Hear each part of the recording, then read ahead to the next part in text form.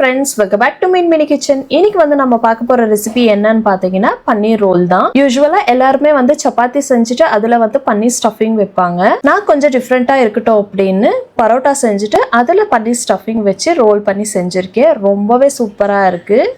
இது வந்து ஸ்ட்ரீட் கடையில் கிடைக்கிற டேஸ்ட்லேயே நம்ம வீட்லேயே செஞ்சு சாப்பிடும்போது ரொம்பவே நல்லா இருக்கும். அதுவும் பன்னீர் வந்து வீட்லேயே ரெடி பண்ணி நான் வந்து ஸ்டஃபிங் வச்சுருக்கேன்.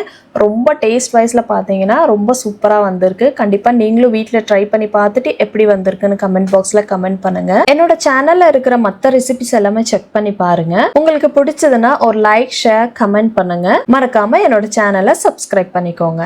வாங்க வீடியோக்குள்ளே போகலாம். ஃபஸ்ட்டு ஒரு பெரிய பவுல் எடுத்துக்கலாம். பெரிய பவுல் எடுத்தோன்னா மாவு பிசைய நல்லா கம்ஃபர்டபுளாக இருக்கும். இதுக்கப்புறமா நம்ம வந்து மாவு ஜலிச்சிக்கலாம். 1/2 கிலோ மைதா மாவு எடுத்தாலே போதும். வீட்டில் வந்து 5 பேர் இருக்கோன்னா 1/2 கிலோ வந்து போதுமானது. 1/2 கிலோ மைதா மாவில் 10லிருந்து 11 புரோட்டா வரும். இதுக்கப்புறம் கொஞ்சமாக வந்து உப்பு சேர்த்துட்டு மாவு கூடவே நல்லா மிக்ஸ் பண்ணி விட்டுருங்க. நெக்ஸ்ட் நம்ம வந்து பால் சேர்த்துக்கலாம். நீங்கள் பாலுக்கு பதிலாக முட்டை சேர்க்குறீங்கனாலும் உங்களோட விருப்பம்தான். 1/2 கிலோ மாவுக்கு 2 முட்டை சேர்த்தா அதுவே போதுமானது. நான் வந்து முட்டை யூஸ் பண்ணல, 1/2 டம்ளர் வந்து பால் தான் யூஸ் பண்ணியிருக்கேன். பால் சேர்க்கும் போது நல்லா சாஃப்டாகவே இருக்கும். அதனால தான் பால். அதுக்கப்புறமா கொஞ்சம் கொஞ்சமாக வந்து தண்ணி சேர்த்துட்டு நல்லா மிக்ஸ் பண்ணி வச்சிடலாம். உங்களால் எந்த அளவுக்கு நல்லா சாஃப்டாக பிசைய முடியுமோ அந்த அளவுக்கு நல்லா சாஃப்டாக பிசைஞ்சிட்டு ஒரு 2 to 3 டைம்ஸ் வந்து எண்ணெய் சேர்த்துட்டு மறுபடியும் நல்லா பிசைங்க. அப்போ தான் வந்து கையில் ஒட்டாது. மினிமம் ஒரு 30 மினிட்ஸ் வந்து அப்படியே விட்டுடணும். அப்போ தான் வந்து நல்லா சாஃப்டாக இருக்கும். இப்போ பாருங்கள், கையில் வந்து ஒட்டவே ஒட்டாது. இந்த அளவுக்கு நல்லா சாஃப்டாக பிசைஞ்சாதான் நம்மளோட பரோட்டா வந்து ரொம்ப சூப்பராக இருக்கும். ஃபைனலாக கொஞ்சமாக வந்து எண்ணெய் சேர்த்துட்டு மூடி போட்டு வச்சுருங்க.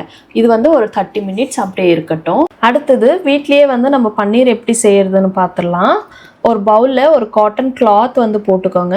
பால் காய்ச்சும் போது கொஞ்சமாக வந்து லெமன் பிழிஞ்சு விட்டீங்கன்னாக்கா பால் வந்து திரிஞ்சு போயிடும். அதுக்கப்புறமா பால் ஆற வச்சுட்டு இந்த மாதிரி வடிகட்டி எடுக்கும் போது நம்மளோட பன்னீர் வந்து ரொம்பவே சூப்பராக ரெடி ஆகிடும். இதுவே நீங்கள் கடையில் வாங்குறதுக்கும் வீட்டில் செய்யறதுக்குமே நம்மளுக்கு வந்து டேஸ்ட் வைஸில் ரொம்பவே டிஃப்ரெண்ட் தெரியும். இந்த மாதிரி வீட்லேயே செய்யும் போது ஹெல்த்தியாகவும் இருக்கும், டேஸ்ட்டும் வந்து ரொம்ப சூப்பராக இருக்கும். ஒரு வாட்டி ட்ரை பண்ணி பாருங்கள்.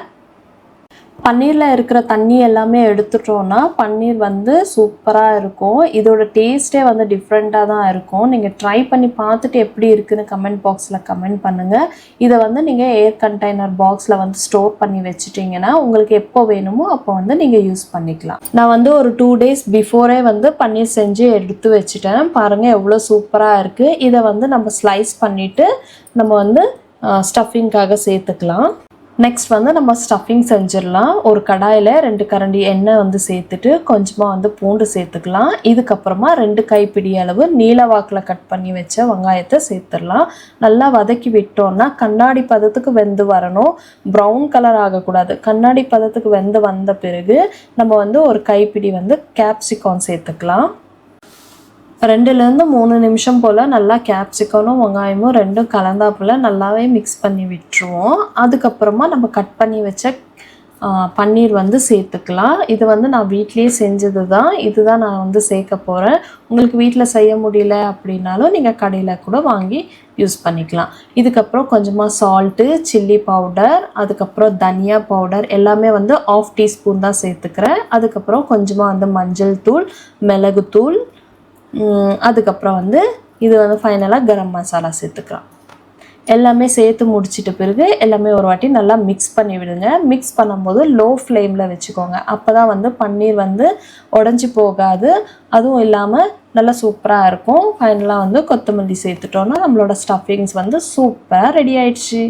1/2 hour போல் ஆயிடுச்சு. இப்போ எடுத்து பார்த்துருவோம். கையில் வந்து தொட்டு பார்த்தோன்னா கையில் வந்து மாவு ஒட்டக்கூடாது. அந்த அளவுக்கு நல்லா சாஃப்டாக இருக்குது. இப்போ உங்களுக்கு எந்த அளவுக்கு குவான்டிட்டி வேணுமோ அந்த மாதிரி குவான்டிட்டியில் நீங்கள் எல்லாமே வந்து டிவைட் பண்ணி எடுத்து வச்சிடலாம். ஃபஸ்ட்டு எல்லா மாவுமே வந்து ஈக்குவல் குவான்டிட்டியாக வந்து நீங்கள் எடுத்து வச்சுக்கோங்க. ஒன்று அதிகமாக ஒன்று குறைவாக இருந்துச்சுன்னா பரோட்டா வந்து வேக வைக்கிறது கொஞ்சம் டைம் எடுக்கும். அதனால் எல்லாமே வந்து ஈக்குவல் சைஸாக வந்து எடுத்து வச்சிடலாம். எனக்கு வந்து 1/2 கிலோ மாவுக்கு கரெக்டாக 11 பரோட்டா மாவு வந்து எடுத்து வச்சுட்டேன்.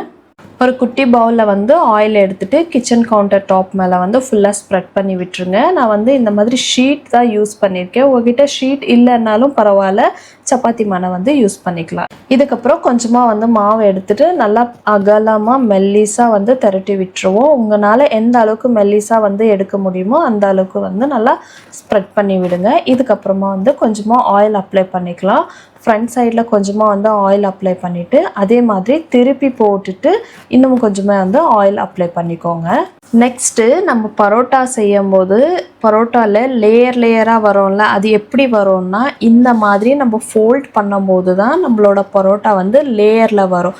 இந்த மாதிரி ஃபோல்ட் பண்ண ஃபஸ்ட்டு டைம் வந்து கொஞ்சம் கஷ்டமாக தான் இருக்கும். நான் எப்படி பண்ணுறேன்னு பாருங்கள். அந்த மாதிரி பண்ண ட்ரை பண்ணுங்கள். அதுக்கப்புறம் கொஞ்சமாக வந்து இழுத்து விட்டிங்கன்னா கொஞ்சம் எக்ஸ்பெண்ட் ஆகும். அதுக்கப்புறமா நீங்கள் வந்து இந்த மாதிரி ரவுண்ட் பண்ணி எடுத்து வச்சிடலாம். ஃபைனலாக வந்து நீங்கள் வந்து டக் பண்ணும்போது பின்னாடி திருப்பி கொஞ்சம் டக் பண்ணிடுங்க. அதுக்கப்புறம் பாருங்கள் இங்கே லேயராக எவ்வளோ சூப்பராக இருக்குல்ல. இந்த மாதிரி தான் நம்ம எல்லா மாவுமே வந்து ரெடி பண்ணி எடுத்து வச்சிடணும். இதுக்கப்புறம் கொஞ்சமாக வந்து மேல் பக்கம் வந்து கொஞ்சம் ஆயில் வந்து அப்ளை பண்ணிட்டோன்னா மேலே வந்து காஞ்சி போகாமல் இருக்கும். அதனால தான் மேலேயும் பின்பக்கமும் கொஞ்சம் ஆயில் அப்ளை பண்ணி எடுத்து வச்சிடலாம். சூப்பராக இருக்குல்ல. நெக்ஸ்ட்டு ஃபைனலாக வந்து பரோட்டாவை தவாவில் போட்டு எடுத்துடலாம். இந்த மாதிரி கையிலேயே வந்து ஓரளவுக்கு ரவுண்ட் பண்ணிவிட்டு அதுக்கப்புறமா நீங்கள் வந்து சப்பாத்தி கட்டையில் வந்து எல்லா பக்கமுமே ஈவனாக வர மாதிரி ரவுண்ட் பண்ணி எடுத்து வச்சுருவோம். இதுக்கப்புறம் தவாவில் சேர்த்துட்டு லோ ஃப்ளேமில் வச்சுக்கோங்க. அதுக்கப்புறமா 2 பக்கமுமே கலர் மாறுற வரைக்கும் திருப்பி விட்டுட்டு கொஞ்சமாக வந்து ஆயில் அப்ளை பண்ணிக்கோங்க. நம்ம ஆயில் அப்ளை பண்ணும்போது அந்த லேயர் வந்து ஒன்றோடு ஒன்று ஒட்டாமல் நல்லா பிரிஞ்சு வரும். சூப்பராக இருக்கும் பாருங்கள். நம்ம வந்து ஈவனாக வேக வைக்கணும். அதனால லோ ஃப்ளேம்லேயே இல்லை மீடியம் ஃப்ளேமில் கூட வச்சுட்டு ஒரு 2 to 3 மினிட்ஸ் வந்து நல்லா குக் பண்ணால் போதும். நல்லா சூப்பராக வெந்து வந்துடும். பாருங்கள் லேயராக எவ்வளோ சூப்பராக இருக்குது. கையில் தொடுறதுக்கு கொஞ்சம் சூடாக இருக்குது, ஆனால் லேயர் வந்து சூப்பராக வந்திருக்கு. இப்போ வந்து ஸ்டஃபிங்ஸ் வச்சுருவோம். நெக்ஸ்ட் வந்து பரோட்டாவை ஒரு பிளேட்டில் வந்து ப்ளேஸ் பண்ணிவிட்டு நம்ம செஞ்சு வச்ச பன்னீர் ஸ்டஃபிங்கை வந்து ஒரு கரண்டி வச்சா போதும். ஒருத்தருக்கு வந்து இது ரொம்பவே ஃபுல்ஃபில்லாக இருக்கும். இதுக்கப்புறம் வந்து டொமேட்டோ கெச்சப் வந்து நீங்கள் சேர்த்துக்கோங்க. நெக்ஸ்ட் வந்து க்ரீன் சில்லி சாஸ் சேர்த்துக்கலாம். உங்களுக்கு காரம் இன்னும் தேவைப்படுதுன்னா இன்னொரு 1/2 டீஸ்பூன் வந்து நீங்கள் எக்ஸ்ட்ரா ஆட் பண்ணிக்கோங்க. மயோனீஸில் வந்து தந்தூரி மயோனீஸ், இதோட டேஸ்ட் வந்து ரொம்பவே சூப்பராக இருக்கும். அதனால் தந்தூரி மயோனீஸ் யூஸ் பண்ணிக்கலாம். இதுக்கப்புறமா ஒரே ஒரு பிஞ்ச் வந்து சாட் மசாலா, ஃபைனலாக வந்து ஆனியன் போட்டுக்கலாம். எல்லாமே சேர்த்து முடிச்சிட்ட பிறகு 1/2 லெமன் வந்து ஸ்க்வீஸ் பண்ணிக்கோங்க. நான் வீடியோ ரெக்கார்ட் ஆகுதுன்னு பார்த்தா ரெக்கார்டே ஆகலை. அதனால தான் லெமன் ஸ்க்வீஸ் பண்ணதை உங்களுக்கு காமிக்க முடியல. இதுக்கப்புறமா ஃபைனலாக ஒரு A4 ஷீட்டோ இல்லைனா பட்டர் ஷீட்டோ எடுத்து இந்த மாதிரி ரோல் பண்ணிவிட்டு ஃபைனலாக ஒரு டக் பண்ணிட்டோம்னா நம்மளோட சப்பாத்தி ரோல் வந்து சூப்பராக ரெடி ஆயிடுச்சு. டேஸ்ட் வைஸில் பார்த்தீங்கன்னா ரொம்ப சூப்பராக இருக்குது. ஒரு பரோட்டாவை மட்டும் ஆம்லேட் மாதிரி செஞ்சுட்டு கொஞ்சமாக ஸ்டஃபிங்ஸ் வச்சு சாப்பிட்டு பார்த்தேன். ரொம்ப சூப்பராக இருக்குங்க. உண்மையாலே நம்ம கடையில் வாங்கி சாப்பிட்டோம்னா எந்த அளவுக்கு டேஸ்ட் இருக்குமோ அந்த அளவுக்கு நம்ம வீட்டில் செஞ்சு சாப்பிடும்போது ரொம்பவே நல்லா இருக்குது. இதே மாதிரி நீங்களும் வீட்டில் ட்ரை பண்ணி பார்த்துட்டு எப்படி வந்திருக்குன்னு கமெண்ட் பாக்ஸில் கமெண்ட் பண்ணுங்கள். எந்த உணவுமே வந்து வேஸ்ட் பண்ணாமல் சாப்பிடுங்க. இன்னொரு ரெசிபியில் பார்க்கலாம். until then bye from Hema.